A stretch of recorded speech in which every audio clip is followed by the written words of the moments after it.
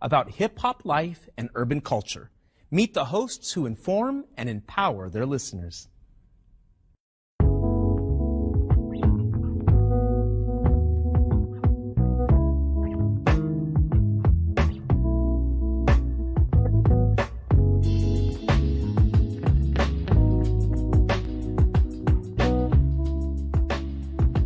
I'm Jabbar Edmond. I go by Mr. Edmond. My role, I'm a host and I'm co-founder. My name is Brother John Muhammad, Your Brother John, YourBrotherJohn.com. And my role on the Tampa Bay Breakfast Club is host or co-host. I just go by Qiana. Sometimes you may hear the guys call me Q. I may say Q just depending on my personality that day. And I'm the female of the crew. I think I keep balance when you look at the Tampa Bay Breakfast Club. So that's my role. And I'm Bruce Moore Jr. A lot of people do know Bruce Moore Jr., obviously being born and raised here and going to school here, but there's many more people that know Reno. St. Peter's small, and so the good things and bad things that come with a small city, you know, everybody knowing each other, of course, would be one of the pluses. My neighbors were not only just my neighbors, they became my family. Trying to put that back now, like really getting back to a place where we know our neighbors and we look out for each other. There was a St. Pete that existed, you know, south of Central, and then there was another St. Pete that existed north of Central and downtown. It was a struggle then, and I think it's still, you know, somewhat a struggle for black people in the city of St. Pete. Even with every step of progress we make, it's still a struggle to, implement that progress. Did y'all hear about the weed college, the first cannabis college? In Orlando. Talk to him, Soprano. Yeah, I've been looking at it. This is serious, y'all. Over a year ago. If you got the charges, go and get the degrees, King. You got years of experience, man. It ain't like you come into a classroom with no data. Elon Musk said that a drug dealer knows how to manage and run a business better. I can't believe that. The real facts, man. I'm all about education. But what I'm saying is that we carry this industry on our backs. The way we started the Tampa Bay Breakfast Club, Jabbar approached me about what could we do, how can we do something together, and then an opportunity to promote Amendment 4. Amendment 4 is the, voting rights restoration to returning citizens. We were able to negotiate a deal where we got like 30 minutes on the radio at 99 Jams to talk about, Amendment 4 and other local, policies.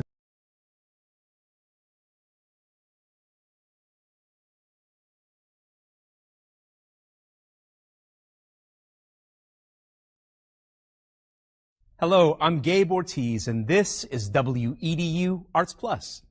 Based out of St. Pete, the Tampa Bay Breakfast Club is a morning radio show about hip-hop life and urban culture.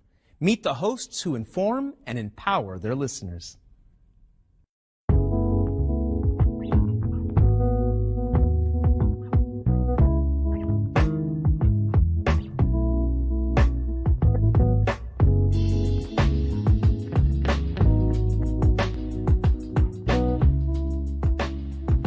I'm Jabbar Edmond. I go by Mr. Edmond. My role, I'm a host and I'm co-founder. My name is Brother John Muhammad, Your Brother John, YourBrotherJohn.com. And my role on the Tampa Bay Breakfast Club is host or co-host. I just go by Qiana. Sometimes you may hear the guys call me Q. I may say Q just depending on my personality that day. And I'm the female of the crew. I think I keep balance when you look at the Tampa Bay Breakfast Club. So that's my role. And I'm Bruce Moore Jr. A lot of people do know Bruce Moore Jr., obviously being born and raised here and going to school here, but there's many more people that know Reno. St. Peter's small, and so the good things and bad things that come with a small city, everybody knowing each other, of course, would be one of the pluses. My neighbors were not only just my neighbors, they became my family. Trying to put that back now, like really getting back to a place where we know our neighbors and we look out for each other. There was a St. Pete that existed, south of Central, and then there was another St. Pete that existed north of Central and downtown. It was a struggle then, and I think it's still, somewhat a struggle for black people in the city of St. Pete. Even with every step of progress we make, it's still a struggle to, implement that progress. Did y'all hear about the weed college, the first cannabis college? In Orlando. Talk to him, Soprano. Yeah, I've been looking at it. This is serious, y'all. Like over a year ago. If you got the charges, marijuana. go and get the degrees, King. You got years of experience, man. It ain't like you come into a classroom with no data. Elon Musk said that a drug dealer knows how to manage and run a business better. I can't believe that. The real facts, man. I'm all about education. But what I'm saying is that we carry this industry on our backs. The way we started the Tampa Bay Breakfast Club, Jabbar approached me about what could we do, how can we do something together, and then an opportunity to promote Amendment 4. Amendment 4 is the, voting rights restoration to returning citizens. We were able to negotiate a deal where we got like 30 minutes on the radio, got 99 jams to talk about, Amendment 4 and other local, policies.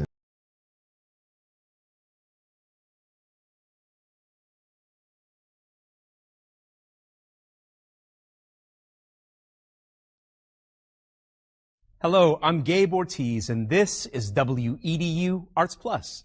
Based out of St. Pete, the Tampa Bay Breakfast Club is a morning radio show about hip-hop life and urban culture. Meet the hosts who inform and empower their listeners.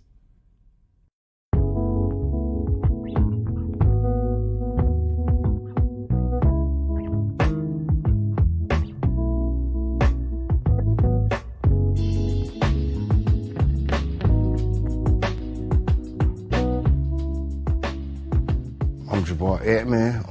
I go by Mr. Edman. My role, I'm a host and I'm co-founder. My name is Brother John Muhammad, Your Brother John, YourBrotherJohn.com.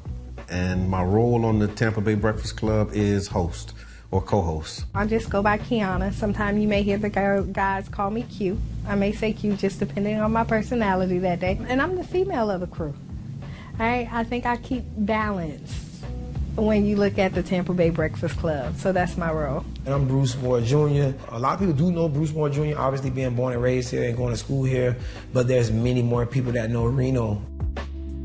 St. Pete is small, and so the good things and bad things that come with a small city, everybody knowing each other, of course, would be one of the pluses. My neighbors were not only just my neighbors, they became my family. Trying to put that back now, like really getting back to a place where we know our neighbors and we look out for each other. There was a St. Pete that existed, south of Central, and then there was another St. Pete that existed north of Central and downtown. It was a struggle then, and I think it's still, somewhat a struggle for black people in the city of St. Pete. Even with every step of progress we make, it's still a struggle to, implement that progress. Did y'all hear about the weed college, the first cannabis college In Orlando. Talk to him, Sean Soprano. Itself. No, yeah, I've been looking at it. This is serious, y'all. Like over a year ago. If you got the charges, go and marijuana. get the degrees, King. You got years of experience, man. It ain't like you come into a classroom with no data. Elon Musk said that a drug dealer knows how to manage and run a business better. I can't believe that. The real facts, man. I'm all about education. But what I'm saying is that we carry this industry on our backs. The way we started the Tampa Bay Breakfast Club, Jabbar approached me about what could we do, how can we do something together, and then an opportunity to promote Amendment 4. Amendment 4 is the, voting rights restoration to returning citizens. We were able to negotiate a deal where we got like 30 minutes on the radio, got 99 jams to talk about, Amendment 4 and other local, policies.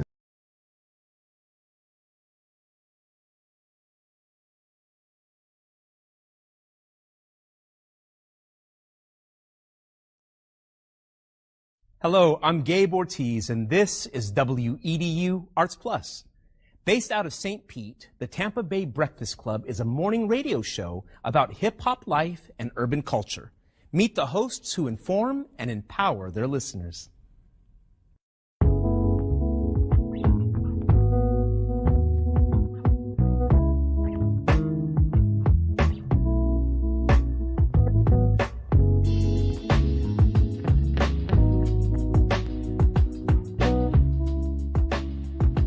I'm Jabbar Edman. I go by Mr. Edman. My role, I'm a host and I'm co-founder. My name is Brother John Muhammad, Your Brother John, YourBrotherJohn.com. And my role on the Tampa Bay Breakfast Club is host or co-host. I just go by Qiana. Sometimes you may hear the guys call me Q. I may say Q just depending on my personality that day. And I'm the female of the crew. I think I keep balance when you look at the Tampa Bay Breakfast Club. So that's my role. And I'm Bruce Moore Jr. A lot of people do know Bruce Moore Jr., obviously being born and raised here and going to school here, but there's many more people that know Reno. St. Pete is small, and so the good things and bad things that come with a small city, you know, everybody knowing each other, of course, would be one of the pluses. My neighbors were not only just my neighbors, they became my family. Trying to put that back now, like really getting back to a place where we know our neighbors and we look out for each other. It was a St. Pete that existed, you know, south of Central, and then there was another St. Pete that existed north of Central and downtown. It was a struggle then, and I think it's still, you know, somewhat a struggle for black people in the city of St. Pete. Even with every step of progress we make, it's still a struggle to, implement that progress. Did y'all hear about the weed college, the first cannabis college In Orlando. Talk to him, Sean Soprano. No, yeah, I've been looking at it. This is serious, y'all. Over a year ago. If you got the charges, go and marijuana. get the degrees, King. You got years of experience, man. It ain't like you come into a classroom with no data. Elon Musk said that a drug dealer knows how to manage and run a business better. I can't believe that. The real facts, man. I'm all about education. But what I'm saying is that we carry this industry on our backs. The way we started the Tampa Bay Breakfast Club, Jabbar approached me about what could we do, how can we do something together, and then an opportunity to promote Amendment 4.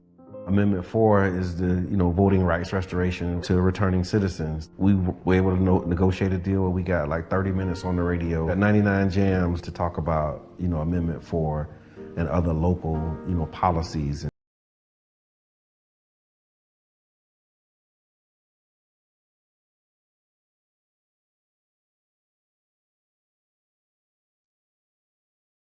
Hello, I'm Gabe Ortiz, and this is WEDU Arts Plus. Based out of St. Pete, the Tampa Bay Breakfast Club is a morning radio show about hip-hop life and urban culture. Meet the hosts who inform and empower their listeners.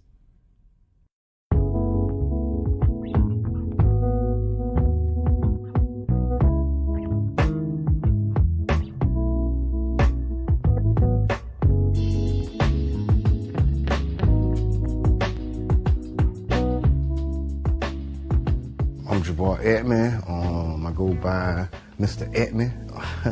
My role, I'm a host and I'm co-founder. My name is Brother John Muhammad, Your Brother John, YourBrotherJohn.com. And my role on the Tampa Bay Breakfast Club is host or co-host. I just go by Qiana. Sometimes you may hear the guys call me Q. I may say Q just depending on my person. Can you talk into the mic? I am Qiana. Well, hey, Qiana. I am the one and only Mr. Edman.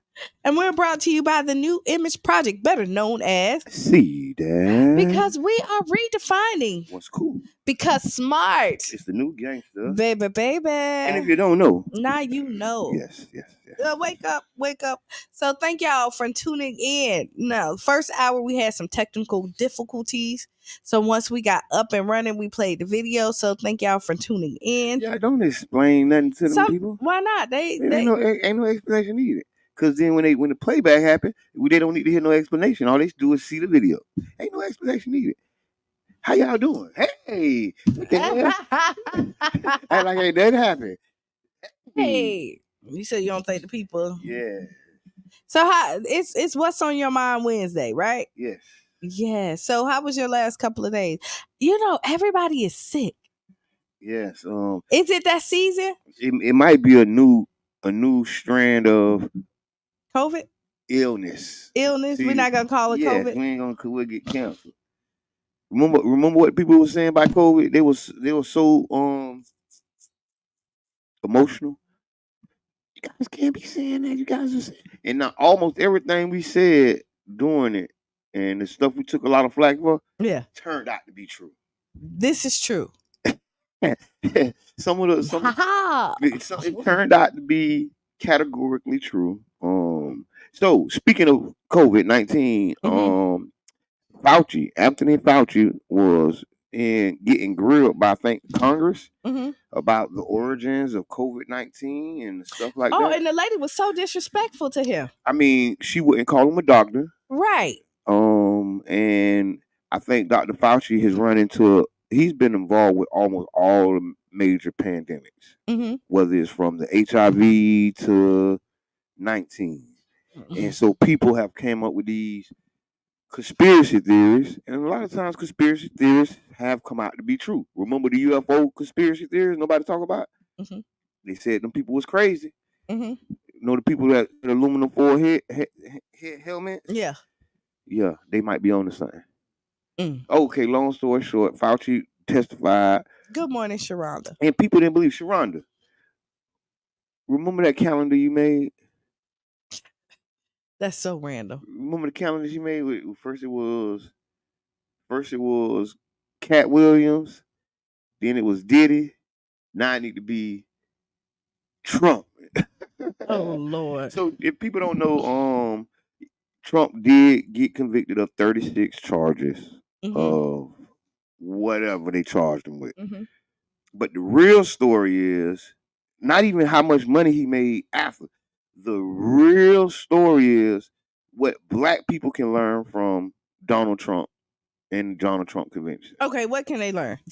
I'm glad you asked. The first thing that I thought that they can learn and felt they can learn and feel they can learn and think they can learn is unity.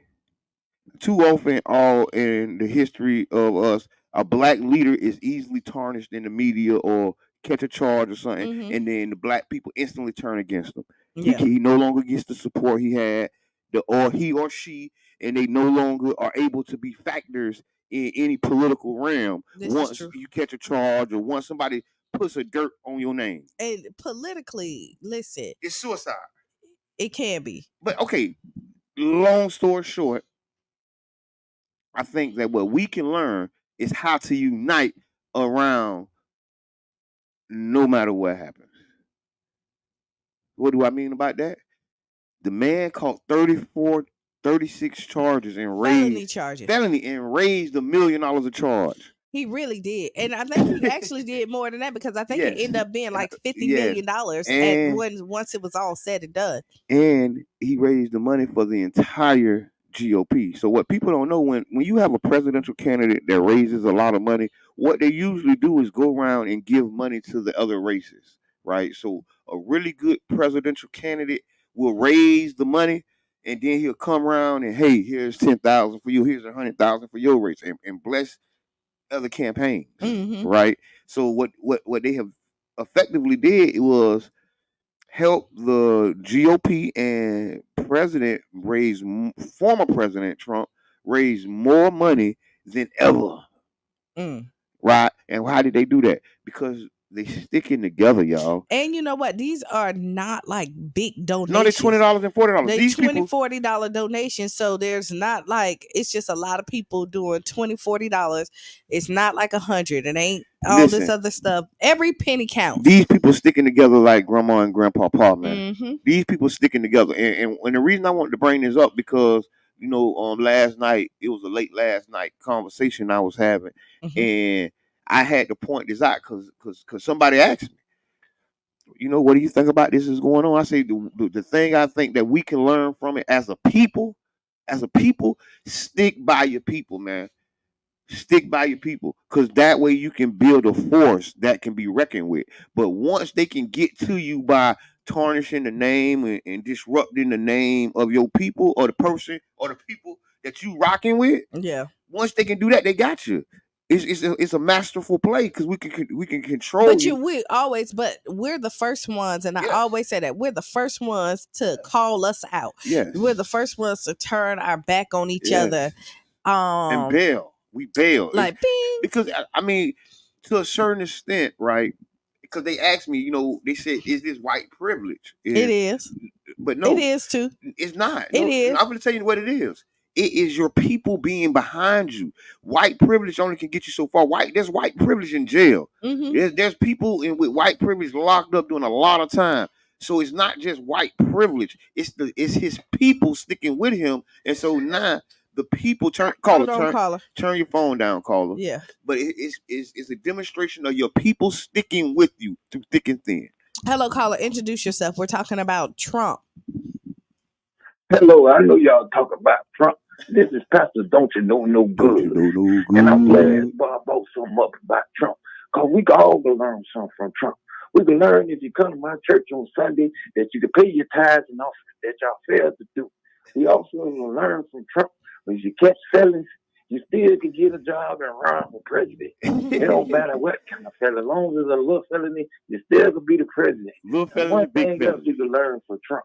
You got to stick together at all times through the good and the bad. And to believe in the PPP loans. And anything you know about Trump, it's all about the PP loans that got him through. Thank you. He indulged in the one P word, and he believed in prostitution. Oh, you know what? And, The P, and another thing he did, grab him by the P. I'm gonna tell y'all what he did. Y'all just do me a favor. Hold on while I hang up.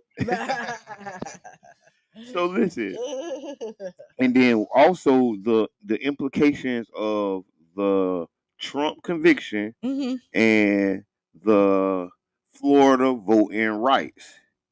Right, because they DeSantis already said Trump won't lose his voting rights in Florida. That's what he already said. His people sticking by him, man. But yet they wouldn't give the rights to regular smuggler felons. He made it. He went through like all of this to make sure, put all these stipulations for people to get their rights back. You had to have all your fines and fees paid.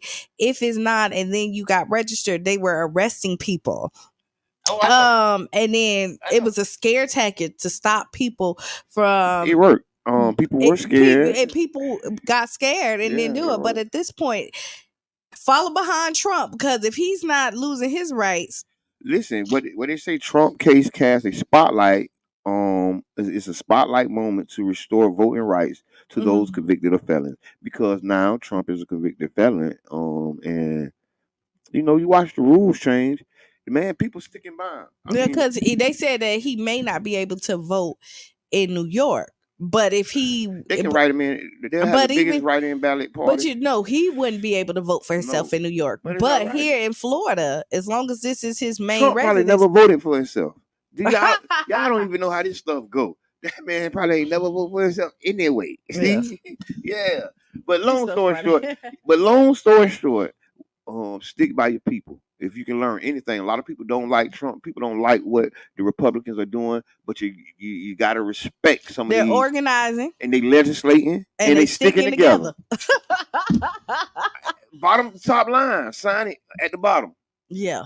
They are organized. They are legislating. And they are sticking together. So the next time your political leader or person you follow is convicted and brought up on charges, just think about Trump. Because I believe it don't kick a dog when he down. You know what I mean? I kind of. I was gonna say, boy. We've had some great leaders that did some stuff and then not so great.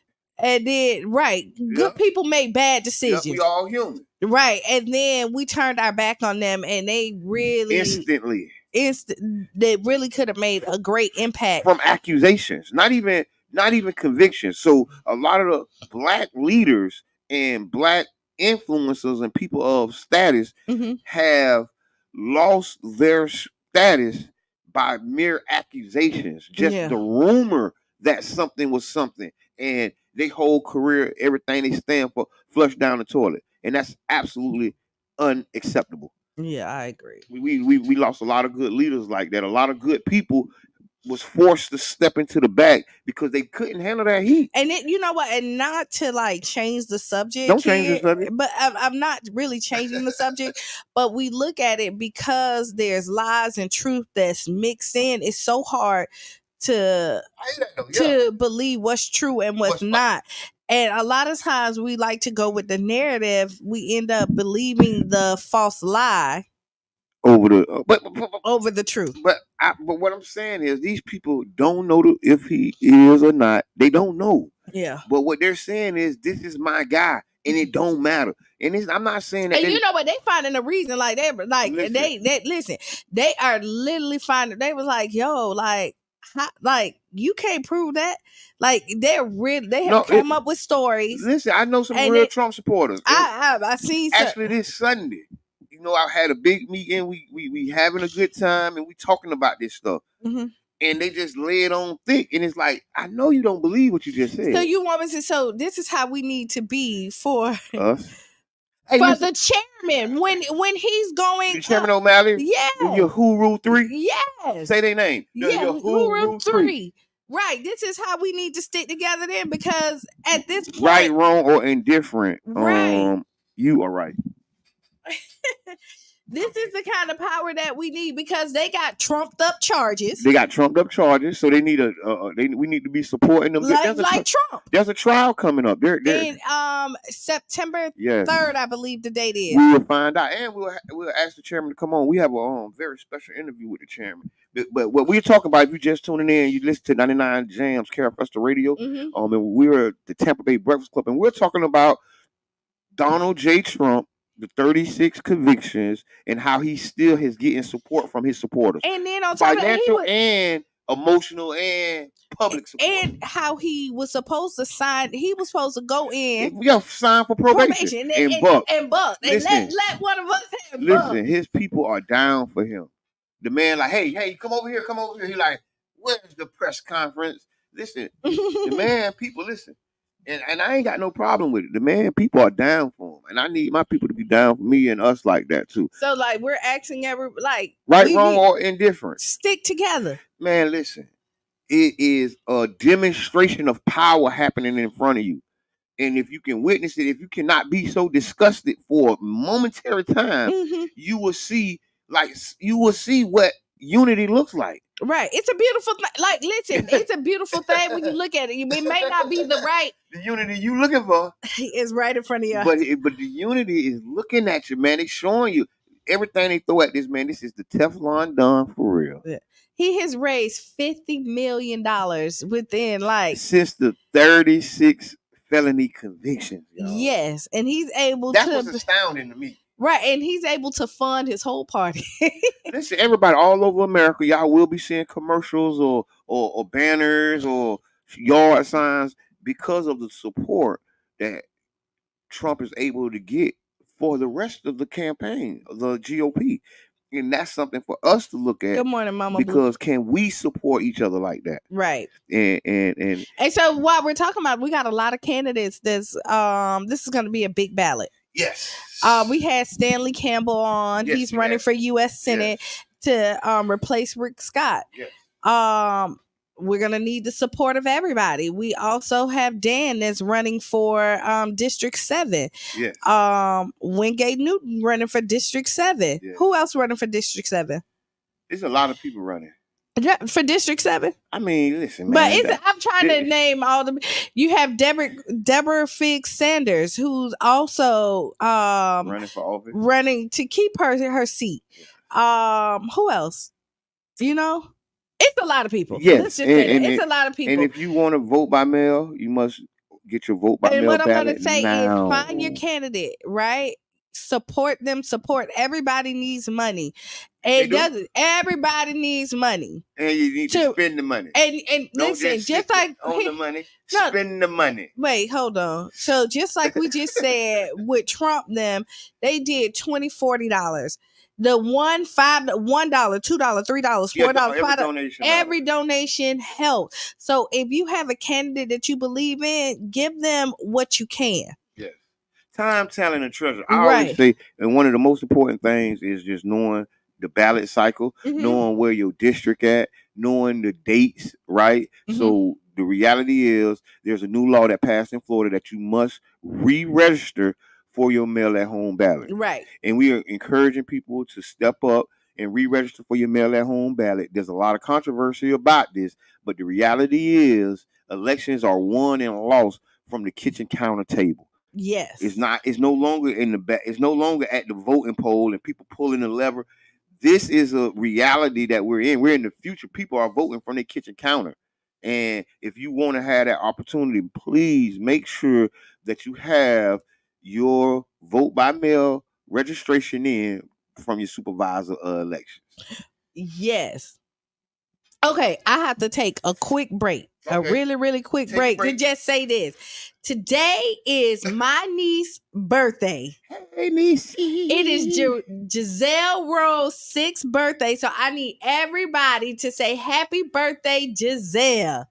1, 2, 3. Happy birthday, Giselle. So she's a part of this big Gemini season. Gemini season. Yeah. Had to go with a deep voice. Big Gemini season. So if y'all on Facebook or anything, tag in, just say happy birthday, Giselle. Jiselle. Yes, and speaking about support, we want to make sure that we support all the podcasts, Business Talk Podcast, $1 Million Minute, all the podcasts that are coming out. We invite you to come on the Tampa Bay Breakfast Club. Tell people about your podcast.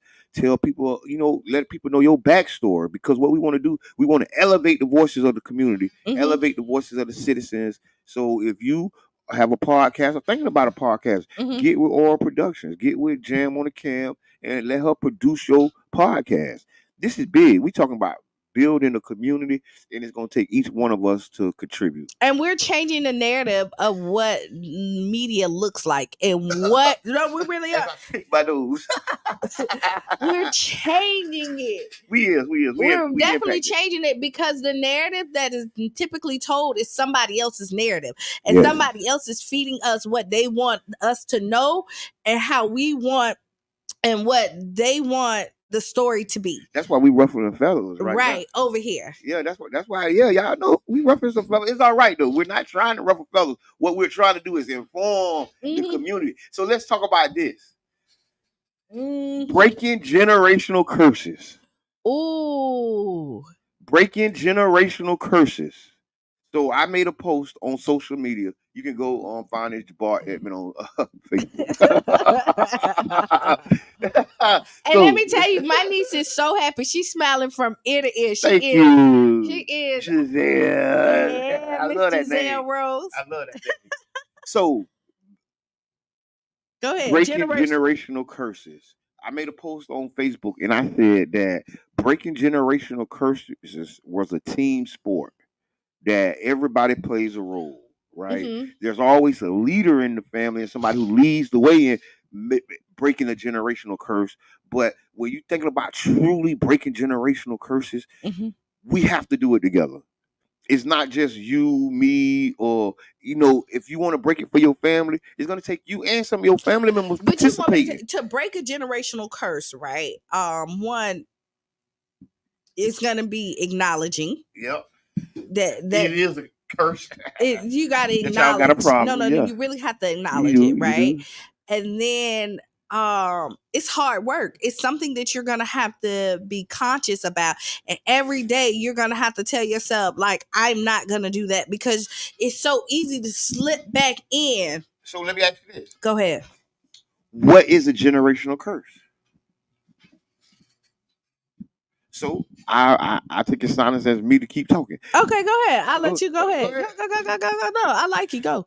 Okay. A generational curse to me is something that has plagued a family or a community for decades. Right. Whether it is food, a diet, right? Or is it habits, or is it financial absentee?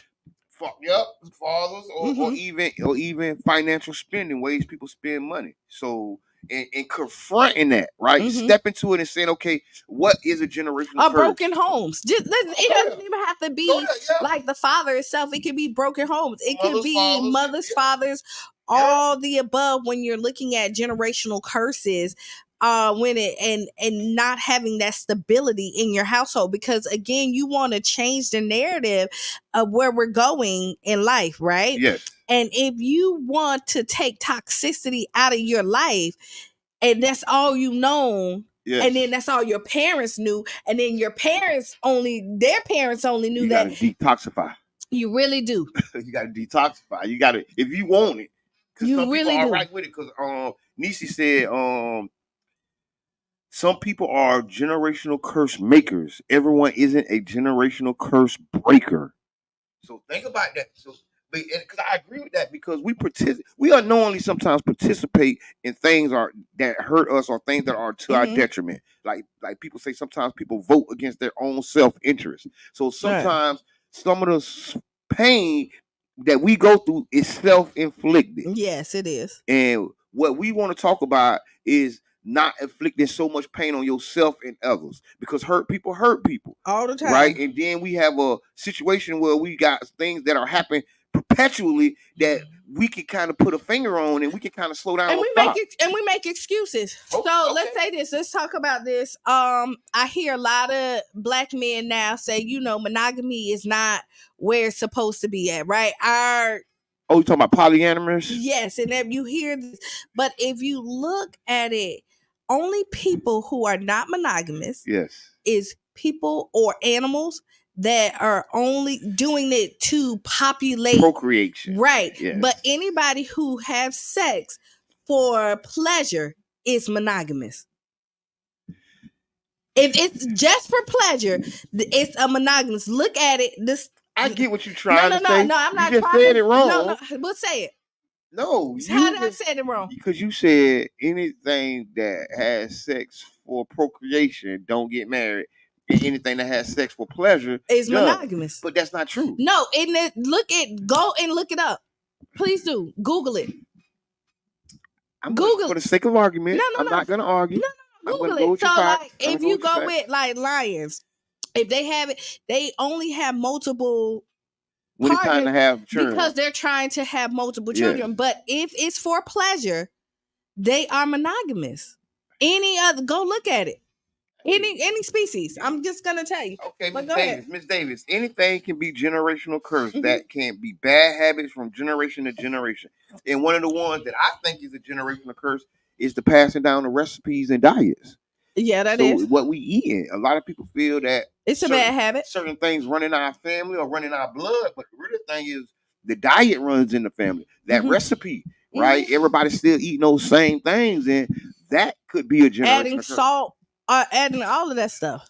You keep or not even doing some things. Bring me. Thank you. Hey, and the real thing, because like in our community, one of the things that I've always learned is that we are teaching each other every day. Each one teach one. And we learn from our family members, our friends, and our close associates. And some of the things we learn can be generational curses, right? Some of the things that we learn from each other, right? And not a family thing. This is friends, family, cousins, and everything, right? Thank you. Look at all this mess. But yeah, thank you. And the reality is, it's up to us to teach and have some generational blessings. See, right. Let's talk about generational blessings. How you bless your people for generations. But you know what happens is people so used to it, they be like, oh, you want to change. It wasn't that wrong with it when your grandma did it. Yes, it was wrong when grandma was doing it too. See, we didn't want to say that about grandma. And then on top of that, it was so different. Also, you're looking at all the stuff that they're putting in the food, right? You can't even go to the store and buy real fruit. Everything, nothing have seeds anymore. You got to go under the interstate to buy food to get the fresh food. You got to go under the interstate. But anyway, Lord. No, but we really want to. What we want is a healthy community, right? And while we're talking about that, I also want to tap into the teen suicides. Yes. Let's have a moment of silence. Yes.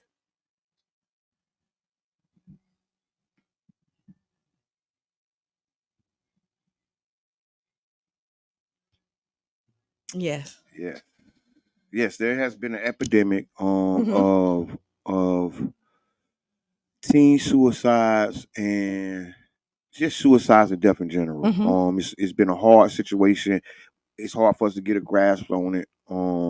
And we want to send love and light to the family members who've lost people that they love, and also want to do attempt to somehow address it, like in a way that can help the community. Right. Having a conversation about it, trying to look for the signs, trying to see if there is no signs, but really trying to even coping with it after it happens. Right. Right. Even is an upcoming event. I want to pull it up real quick so I make sure I say the date right. Keyshawn's Corner. Yes. It's gonna be on the 15th. Yes, I got it right here on Keyshawn's Corner. Youth Mental Health Awareness and Suicide Prevention Resource Fair. That is June 15th at Lake Vista Recreation Center from 10 a.m. to 2 p.m.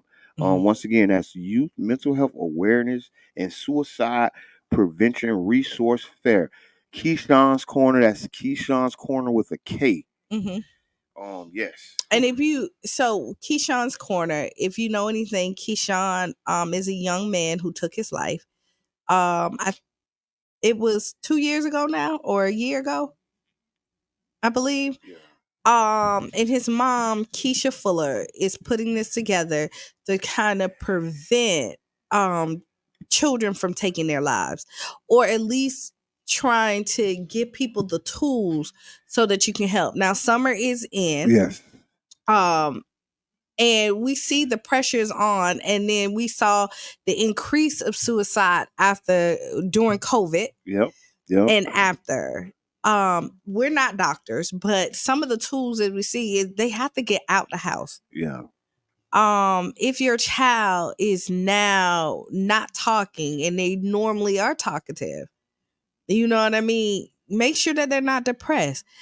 It's okay to tell them to cut off those games and get them out interacting with the real world. Yeah. It's difficult. And it's no easy answers to this stuff. And that's why we really strongly support speaking to a professional, getting in front of people who are trained in this stuff, because this is very hard work. It's very difficult, and there's nothing wrong with tapping a professional. It is, because I was listening. Regina King, her son committed suicide.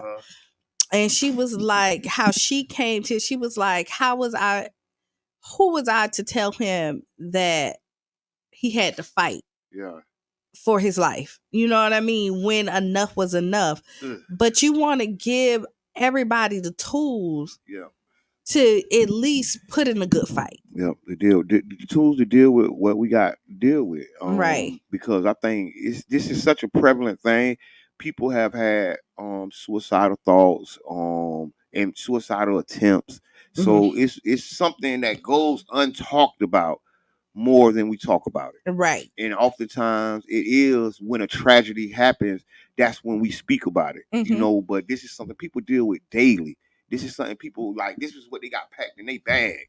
And it's the extra pressures that sometimes we don't even realize that we're because a lot we might contribute to that. We often say, because we put, and we don't even understand that sometimes our expectations is pressure on somebody. The standards that we hold people to that they feel like they cannot reach. You know, and a lot of people don't want to.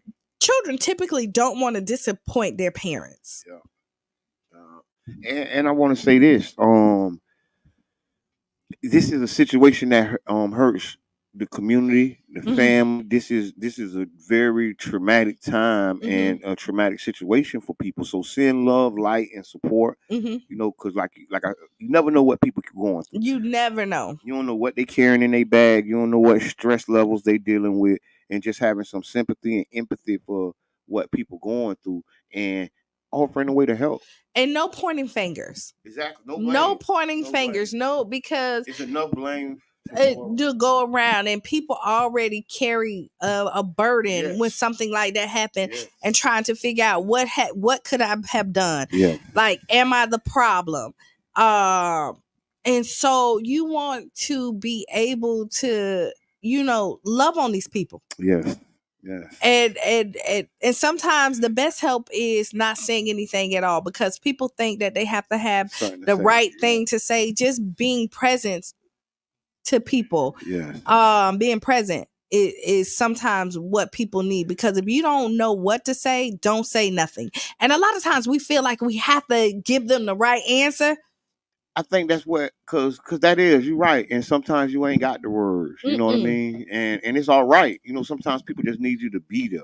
That's it. And you might not necessarily have the words, or sometimes it just no words could work anyway. Because you just don't, you know, when children are lost, right, from, unless you experience that, you can't walk in their shoes. You can imagine or fathom what they feel like, but you haven't walked in their shoes. So to tell somebody, I understand how you feel, you know what I mean? Sometimes it's I hear that. you know, yeah. and especially if I hear you. You know, you haven't walked that shoe. Yeah. I'm walking in those shoes. Even if you have, everybody experience that same walk different. They do. You know, we all see the same stuff, but we experience that same trauma different. And I want to give a big shout out to LaDonna Butler in the Well. I was at one of her trainings, and at the training they were speaking about, you know, the difference between empathy and sympathy, and like the different things that people are going through and how you perceive it and how it may be going through with them. And through that training, I kind of learned that, you know, how I feel about a certain issue or a subject may be completely different from the person who's going through it. Right. And my experience in that subject can help. That might get them to come and see if I can help them. But the reality is, I haven't experienced what they experienced, even though I've seen the same stuff. And they're going through it in a different way that's unique to them. It is, because every stage is different, right? Yeah. And like every experience is different. And while we have the people on, even so we're talking about teen suicide right now, and the prevention of it and how to kind of cope with it. Yes, and the upcoming event on June 15th. Keyshawn's Corner. At Lake Vista. Yes, at Lake Vista. From 10 to 2. From 10 to 2. And a good way to find out what's happening with your teens is other teens. Because teens talk to other teens. Yeah, peers. And so, if your child is outgoing and all this other, give them the tools so they can recognize when their friends may be going through something, and they can come tell you. Yes. Tell their parents. Like, it takes a village to do this, and you can't be afraid, because we have this no snitching thing, and this ain't a part of that. No, this ain't a part of that code. But people will do that. Like, somebody will say something and they'll tell you, like, don't say nothing. And we need people to speak up. Yes. Yes. So that we can, possibly save lives. And I'm glad you said that. Because that made me think about not only, people speaking up from the community aspect, but from the resource aspect. There's resources that aren't making it to the community that, people can use to navigate some of these tough situations. Right. And we want to just pull the coattail of some of these resources. Hey, come on now, get in the road. There's some stuff going on. Right. Thank you for the work that you've done, but we want you to get in the road a little farther, because there's a lot of people that need you, and there's a lot of resources around this, because this is not, it's hitting us right now as a community, but this is nothing new. Right. This has been coming. This is something that's been brewing in the background. Like I say, because we haven't been talking about it, doesn't mean it's not happening. Right. Right. It's something that's going on in our community that we must address. Teen suicides and suicide, period. Right. Right. We're not talking about, like, during COVID, one of the highest suicide rates was Black men. Right. And nobody really talked about that stuff. Nobody said nothing about it. And we kind of got to fend for ourselves and figure out, hope our families there for us, and hope. And that's what I want to call on some of these resources. Get in the road. Get in the road, come out the suite, and get into the streets, because it's people that need you. And it's okay to love on each other. Yes. It is okay to love on each other. Hugging, kissing, you know what I mean? Saying nice words. Like, let's challenge each other that every day when you wake up, you look at the person that you lay next to, or your children, and you tell them, I love you. Yeah. Give them a hug. Let them know that this is a safe place. Yeah. Yeah, right? life's hard on us. It's hard on everybody. So when you look at it, you really want to. We live in a community where we are judged. Yeah. Quite often, we have hurdles that normal people don't have. Yeah. We are in toxic situations in neighborhoods that we wake up and think that If you hear gunshots, that's normal. It's not. You have triggers that you don't even realize that are triggering you. We put pressure on the children to have this excellence that maybe they feel like they can't reach. We're doing proms where you feel like you have to spend $200,000 to go to prom, and your parents may not have it, and then these kids feel like they feel less because somebody couldn't afford to do all of that for them. So we really have to get back to the basics and just love on each other, have conversations, like as much as possible, make some family time, get in people's head, ask the questions where, and not a yes or no question, ask questions where they have to explain themselves. Open-ended questions. Right. Yes. I mean, I think I agree. And I think that, and just to add to that, and if you need professional help, don't be too scared to ask for the help that you need. And that doesn't make you weak. But it gives you strength. A lot of people in those situations don't know what they need. Right. They don't know, okay, that there may be some help out there for them. Right. And that's why we want to talk about it here on this show, that there is support services. You have the hub. Yes, you got the well. Yeah. You got all these organizations. There is a lot of resources. The foundation had just gave some grants to people that help with suicide prevention and things of that nature. And the reality is we have to tap into those resources and get the help we need. And if you don't know, listen, inbox the Tampa Bay Breakfast Club. Inbox Qiana Horsley. Inbox Jabbar Edmond. Inbox Brother John. Like, if you need help and you can't figure it out, inbox somebody. One of us. Everybody got my number almost. If you don't have it, you can find it. I guarantee you. Call me. Yes, and I got the suicide prevention hotline. Go ahead. If you don't mind, the suicide prevention hotline is 988. That's 988, and you can call the suicide crisis line. It's a lifeline. You can call it, and then they'll get you to the help that you need. You can, and these are and they're professionals. 988, and then they will maybe connect you to some stuff that we don't know about. Right? They can connect you with some resources, because that's what we're talking about, is the resources that's out there to help. And the suicide prevention lifeline phone number is 988. 988. Don't wait till it's too late. You can call in, get the help you need, because we're in a situation in this community. Because sometimes we may not have the words, we may not have the resources. Right. You gotta call somebody else in. You gotta reach out. You know what I mean? And there's nothing wrong with it. And you don't know what you don't know. Don't feel bad about what you don't know.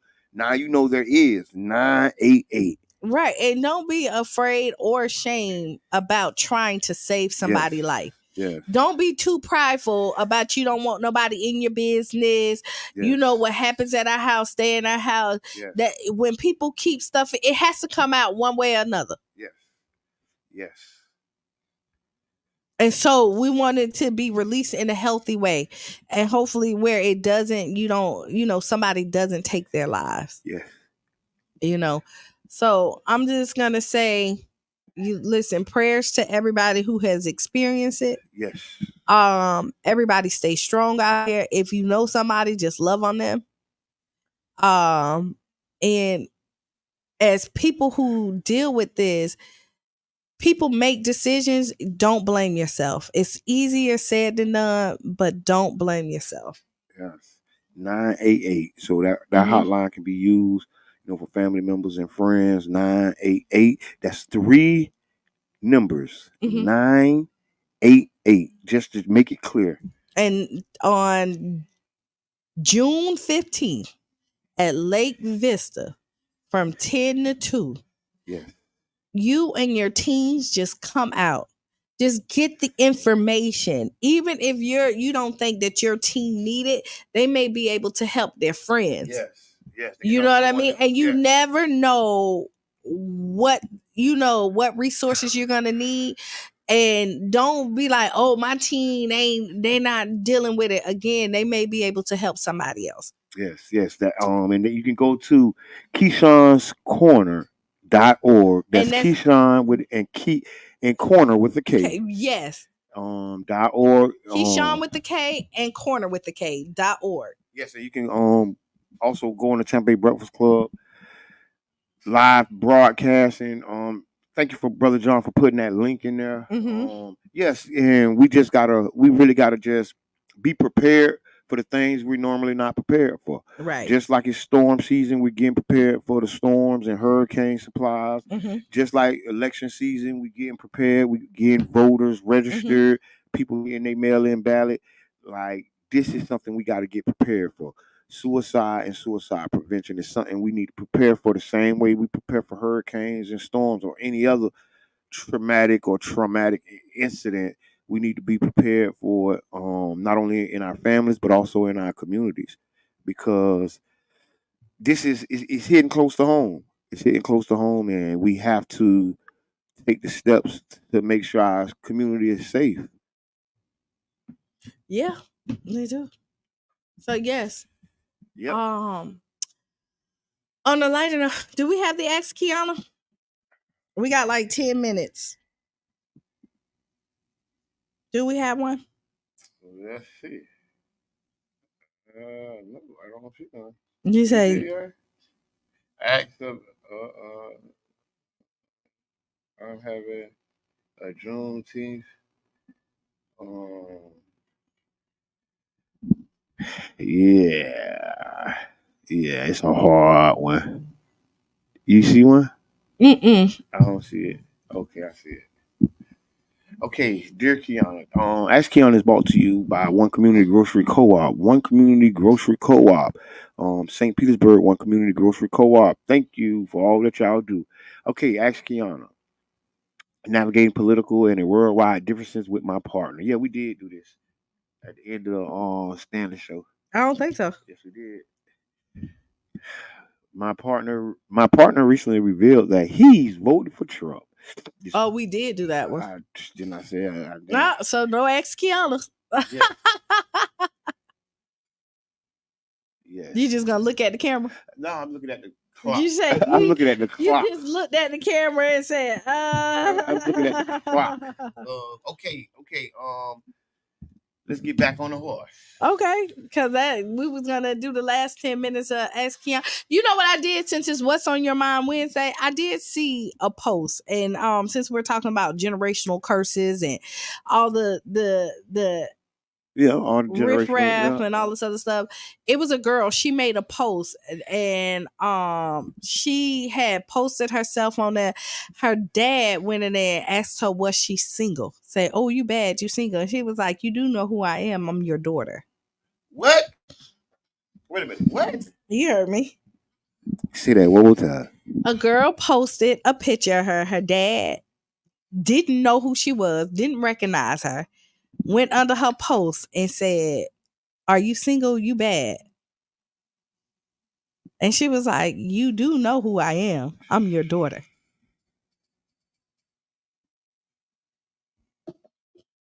You ever see that that meme with with Homer Simpson and he slide into the bushes?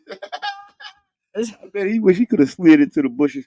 I mean, that's one of the social media problems. You know, you need to know your social media. But first of all, you should know your children. What wrote these people, boy? Like, this is just not that. How embarrassing would that be? I'm embarrassed for her right now. For her or him? Her. Why her? Cause your daddy trying to holler at you. No, she didn't try to holler at her daddy. Ooh, both say he was an absent father. He was. And that's why he don't know his father? It had to be. Because how don't you, first of all, you know, he never seen her in that light. But look at how no, you joking. But absent, how don't you recognize that that's your daughter? He never seen her in that light. You don't know her name. I'm just crazy. No, I'm just saying, but this is very sad. No, it's a well, you know, it's one of those things where it speaks to the issues we have in society. And I think it's It's dangerous. As a person, as a father, you should feel really bad that one, you didn't recognize your daughter. Two, you need to be ashamed that you didn't know who she was, because that means you haven't been a part of her life. You didn't watch her grow. You didn't look at her and be like, oh, she kind of look familiar. He ain't never seen his daughter from that angle. See? I'm just saying. I had to say it. He ain't never seen that girl from that angle. I'm just saying. This is bad. It's horrible. It's nothing good about it. It's nothing good about it. It's nothing good about it. Why would you even? But you don't even got nothing to say, do you? He need counseling. The family needs. He's gonna need counseling after he tried to. She might need a little counseling. I mean, she probably do. Especially, and ain't nothing wrong with counseling. Get the counseling you need. Seek the help that you need, please. Right, because when you could tell the difference from people who's raised in a healthy family dynamic and non-healthy. You can tell the difference who was raised with 2-parent household and not. You can just kind of tell. I mean, you can't, but I hear you. Why you can't? Because it's just you can't. You can. You can't. You can. You can have indicators, okay, right? John. But you can't. You don't know. You don't know, because some parents, some single mothers, some single fathers have done the job of two parents. I said healthy. So I said health. I did say healthy. If they was 2 parents or not. I did. I broke it up. I did. I said you could. No, I said you could tell people who was raised in a healthy family, and then a single, and 2-parent household. Yes. And I also keep on saying healthy. And I was like, no, you can't tell. No, you can tell. Okay, yes, I agree. You can tell. You can tell if there's a toxic but some people have healed themselves. Yeah, but some people have healed themselves. But before they go through that process, they're breaking generational curses. Right. See what I'm saying? Some people, I ain't saying all. Some people never subscribe to all. Some people have healed themselves through the adversities and trials and tribulations life have thrown at them. Mm-hmm. And some people have succumbed to those, and they had both parents. Mm-hmm. And it was in a loving household, and everybody was loved, and all that stuff. And they still, it's just life. Life is life in that. So listen, no. When you come in from like a loving household, the core who you is typically shows that. Trevor talking about no. No, what? You know, Trevor, Jabbar, Qiana. Okay, but no, I listen. I hear you, but I'm just saying that there are people that have some challenges, and they came from amazing family, amazing background. Everything was like amazing, but their perception of what it was may not have been amazing. That's all I'm saying. It's how you perceive it. We just talked about that. You can have everything laid on the table, but you see that one thing missing, and it's like the table ain't enough, full of options and choices. You know what I mean? Wow. Can you tell children who were raised in foster care or adopted homes? Oh, long it was love. But your philosophy. But no, but you know what? Foster care, when you look at it, who's been going from home to home, their trust issues, you will see them in there that they don't trust easily. Yeah. Right? That's just trauma. That's trauma. And it's a trauma. You'll see. I hear that.